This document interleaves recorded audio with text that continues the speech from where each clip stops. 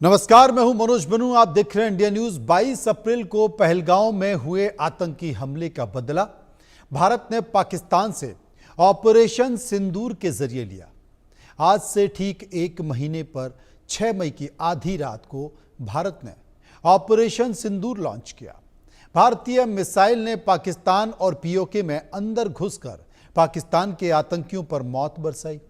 Operation सिंदूर को launch किए आज 1 महीना हो गया।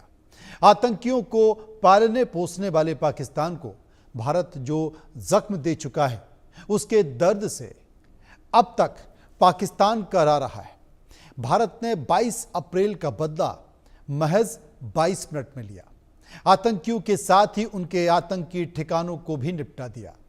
भारत की तीनों सेनाओं के शौर्य और पराक्रम के आगे पाकिस्तान ने केवल 3 दिन में ही घुटने टेक दिए। पाकिस्तान को यह दर्द दशकों तक सालता रहेगा, अखरता रहेगा। इन सब के बीच ऑपरेशन सिंदूर में बॉर्डर पर पाकिस्तान को बीएसएफ के जवानों ने धूल चटाई। ऑपरेशन और बीएसएफ के जवानों ने घायल होने के बावजूद पाकिस्तान की चौकियों को तबाह किया। हमारे सहयोगी अजय जांड्याल ने जवानों से खास बातचीत की, सुनिए। ऑपरेशन सिंदूर अभी खत्म नहीं हुआ है। 1 महीने के बाद भी बीएसएफ के जवानों का हौसला उसी तरीके से बुलंद है और इस चीज़ के लिए तैयार हैं कि अगर पाकिस्तान कोई भी गलती करे तो उसे किस तरीके से मात दी जाए। हमारे साथ बात करने के लिए इस वक्त डीआईजी साहब हैं, उनसे बात करते हैं। प्रभाकर साहब, ये बताइए कि ऑपरेशन सिंदूर खत्म नहीं हुआ है, तैयारी किस तरह की, किस तरह से हौसलों से जवान अभी भी तैनात हैं, अफसर लगातार डटे हुए हैं? सीमा सुरक्षा बल पूरी मजबूती के साथ सीमा पर तैनात है और हर चुनौती के लिए पहले से ज़्यादा कई गुना प्रतिबद्ध है, कटिबद्ध है और किसी भी प्रकार की दुश्मन की हिमाकत का मजबूती से जवाब दिया जाएगा। और ऐसा जवाब दिया जाएगा तो दशकों तक पाकिस्तान की जो सेना है, रेंजर्स हैं या आतंकवादी है, उनके समर्थक वो कभी नहीं भूल पाएंगे। इस वक्त जो सिचुएशन बनी हुई है सरहद पार के की क्या हरकत है? लगता है चीज़ें अभी पहले जैसी हैं या पाकिस्तान फिर से अपने टेरर लॉन्च पैड या बाकियों को एक्टिवेट कर रहा है? नहीं, पाकिस्तान ने तो कभी सपने में भी नहीं सोचा था कि सीमा सुरक्षा बल उनके पाकिस्तानी सेना और पाकिस्तानी रेंजर्स को ऐसा मुंह तोड़ जवाब देगा। वो तो सोच रहे थे कि बस ऐसे ही छोटा मोटा कोई फायर करेंगे और बच करके निकल जाएंगे। पर सीमा सुरक्षा बल का जो हौसला था, जो इरादे, बुलंद इरादे थे और जिस तरह का अत्याचार पाकिस्तान समर्थक आतंकवादियों ने हिंदुस्तान पर करा था, हमारी अस्मिता, हमारे स्वाभिमान, भारतीय नारी की इज्जत पर जो हाथ डाला, जिस तरह सिंदूर मिटाया गया, वो बहुत ही खराब काम था। बहुत ही ज़्यादा उसके कारण मन में सबके रोष था।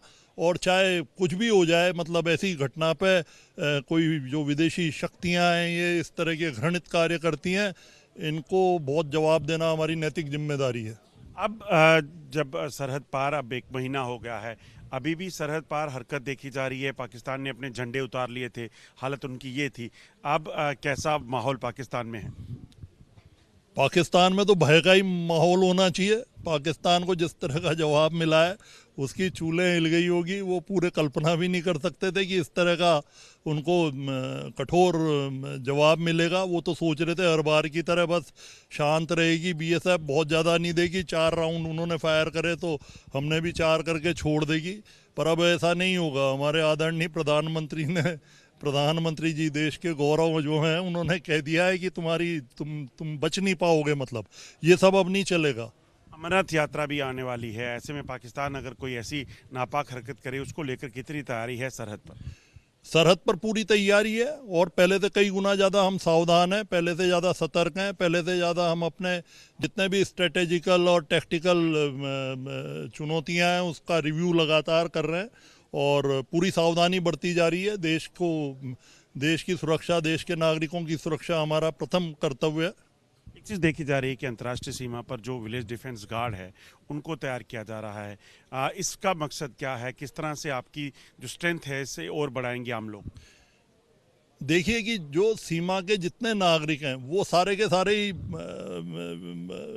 मतलब वीडीएफ का, बॉर्डर गार्ड का, विलेज डिफेंस कमेटी का कार्य करते हैं। वो बीएसएफ के बीएसएफ की आंखें हैं, बीएसएफ के कान हैं, वो ही बीएसएफ को सूचना देते हैं। यदि हमारी सीमा पर रहने वाली जनता मजबूत होगी, समझदार होगी, बीएसएफ के साथ कंधे से कंधा मिला के कार्य करेगी, तो देश पे कोई भी जो नापाक निगाहें पड़ती हैं, गंदी निगाहें पड़ती हैं, उसको उठने से पहले ही ख़त्म कर दिया जाएगा। शुक्रिया हमसे बात करने के लिए। ये थे डीआईजी प्रभाकर जोशी साहब, जिन्होंने बताया कि किस तरीके से तैयारियां यहाँ की गई हैं। मंडली के साथ अजय जंडियाल, इंडिया न्यूज़, जम्मू।